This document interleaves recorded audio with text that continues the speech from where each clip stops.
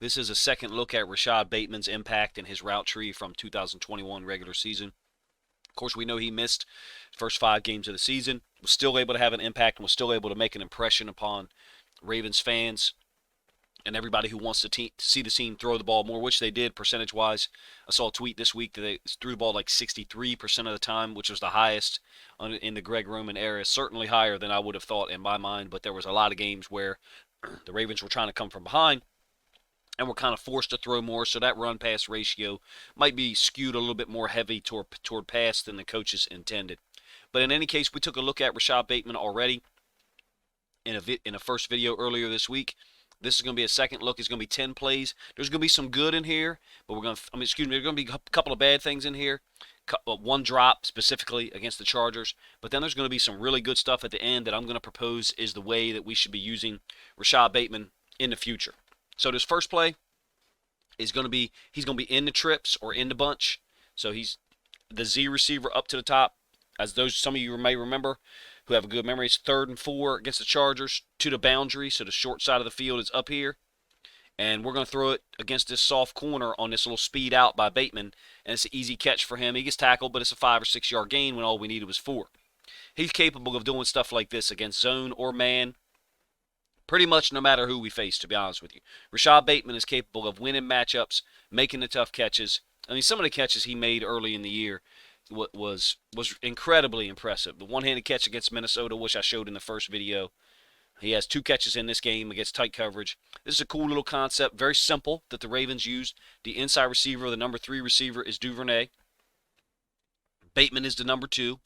You got Brown up here as the number 1. This is a simple concept. The 3 is just going to run an in, and he's going to run it underneath of this inside linebacker intentionally, trying to hold that inside linebacker. Bateman's route kind of pushes to the outside.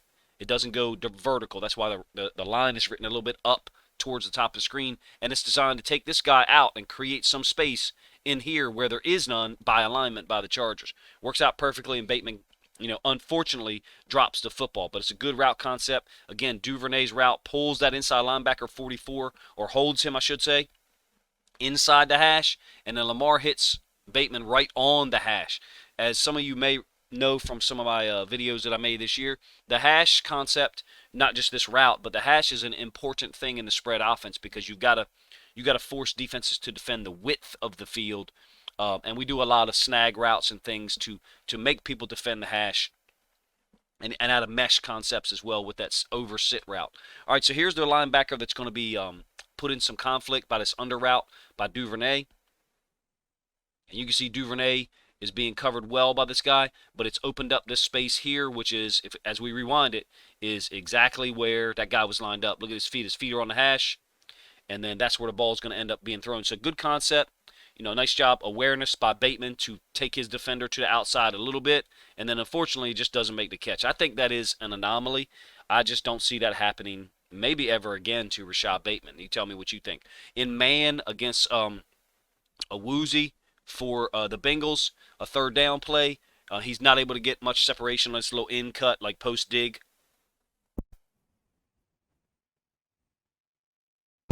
You can see there's just not much separation there. Woozy's a hell of a player. Bengals do a great job in man. Generally do a great job in man. And there's not much separation here. But do I think that Rashod Bateman can beat that guy in some head-to-head matchups? Absolutely. Would I want to see us go right back at him? Yep, definitely. Here he is in a one-on-one situation, drawing a defensive pass interference. I did talk about some of these routes in a live stream earlier this week. For those of you that joined the live stream, I want to thank you, man. It was a whole lot of fun. I really appreciated it. This is a one-on-one matchup where he's going to kind of give this little stutter, but it's an not unusual stutter, somewhat unique stutter. He comes out and he squares up. And he jumps into a squared up position, and he gets this corner to where it's, he's got a 2-way go.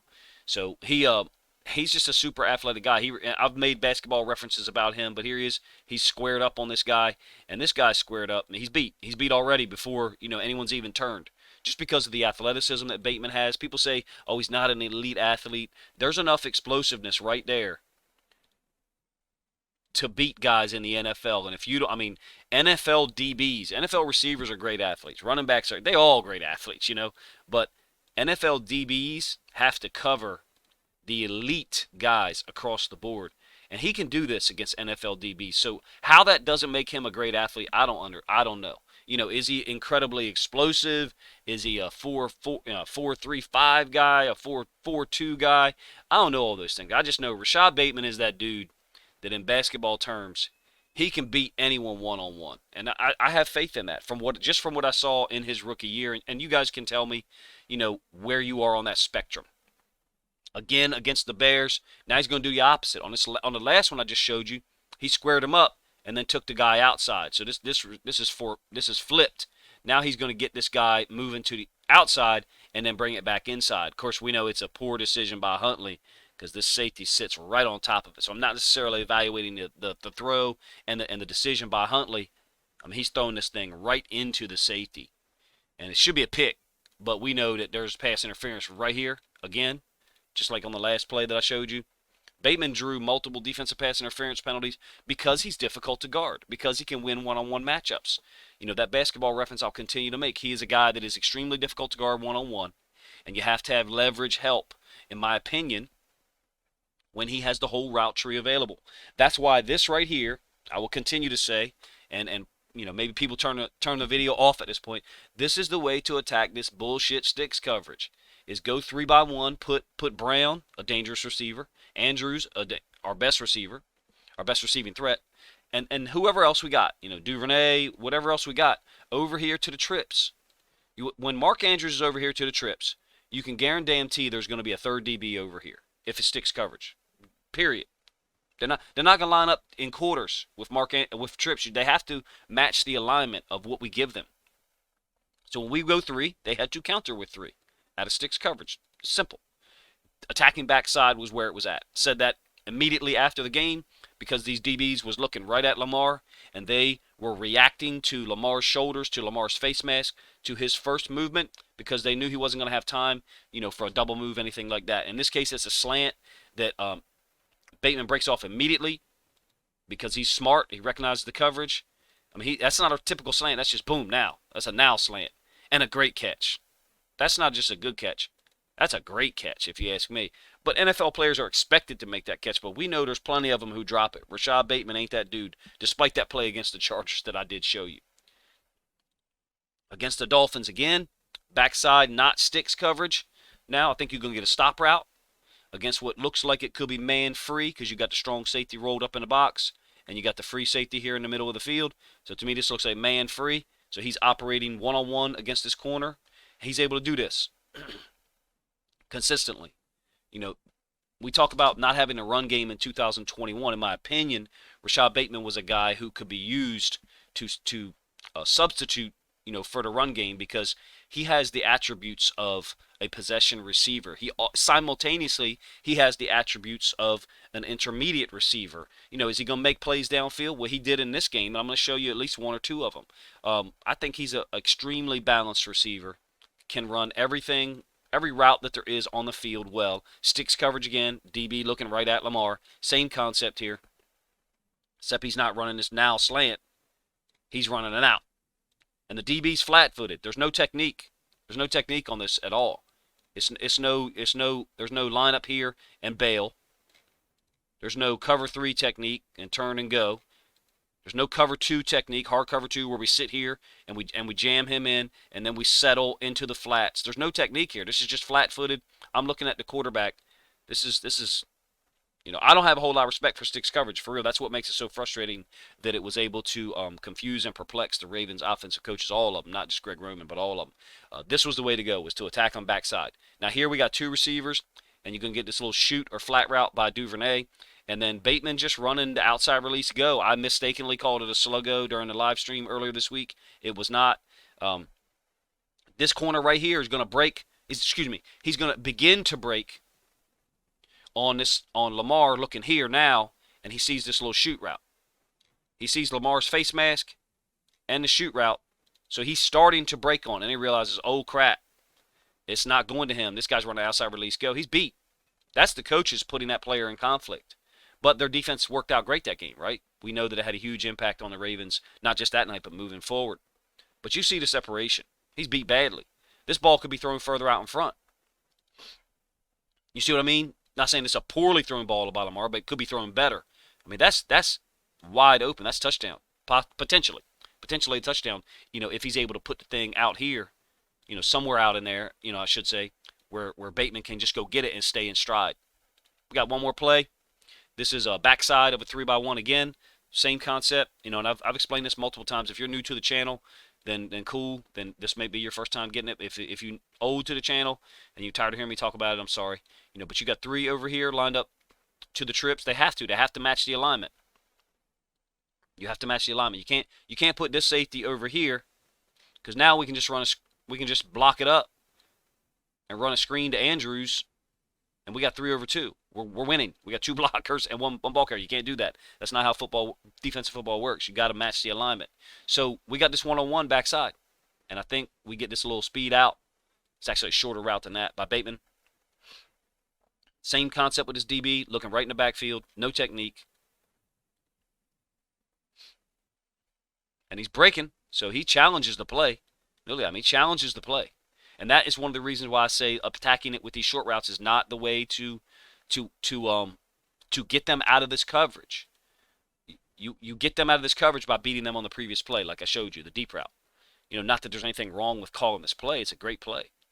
I'm just not a huge fan of giving the DB an opportunity to break on the ball potentially, and knock it down or even make a pick. But great job by Bateman making a contested catch, or what I think is a contested catch, and then turning it upfield. Kind of a little bit of a stumble here.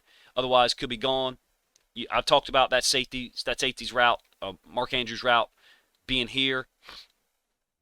Brings the safety into play, so that when Bateman catches this ball, I know I got a lot of lines drawn here. Sorry. When Bateman does catch this ball on this speed out, and the DB falls, the corner, is out of the picture. This guy, because of Andrews' route, he's able to get involved and be basically the guy who prevents a touchdown. In my opinion, I'd like to see, if we're going to attack backside against sticks, then this route here, to me, needs to be a shield concept where we're trying to get to the right shoulder of this DB and prevent him from getting over here, essentially acting like a blocker because we know we're going backside. I don't want, now I guess the other thing that people might say is, well, what if he runs a post? He's not going to run a post. The post is not going to be there with all this pressure coming. It's going to be all 3-step stuff. You saw even the go was thrown early, on the previous play. I talk a lot about this stuff because it fires me up. I feel like it should have been something way easier for the Ravens to attack, because they have a guy in Rashod Bateman who can win those one-on-one matchups if you give him that much space to deal with on the backside. Now, okay, let's take let's put our rose-colored glasses on and say we didn't know before the Miami game that he could win these one-on-ones consistently. Okay, all right, let's say we don't see him in practice every day. We didn't see the college film of him winning one-on-one matchups. All right, so we didn't know. Now we do.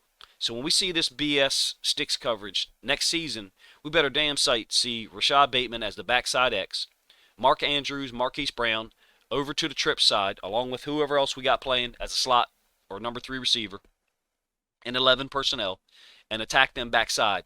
And not just to move the football, not just to say, oh, now we know how to attack sticks coverage, to hit them deep, to hit them downfield, and make them get out of the coverage in the first place. Rashod Bateman, if you ask me, brings balance to this team.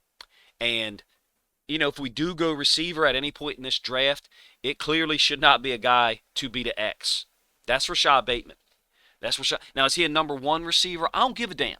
If your mindset is so simplistic, who's the 1, who's the 1A, who's the 2, you got to get out of that. It's not about that. It's about the formations that the Ravens use and where they put certain players.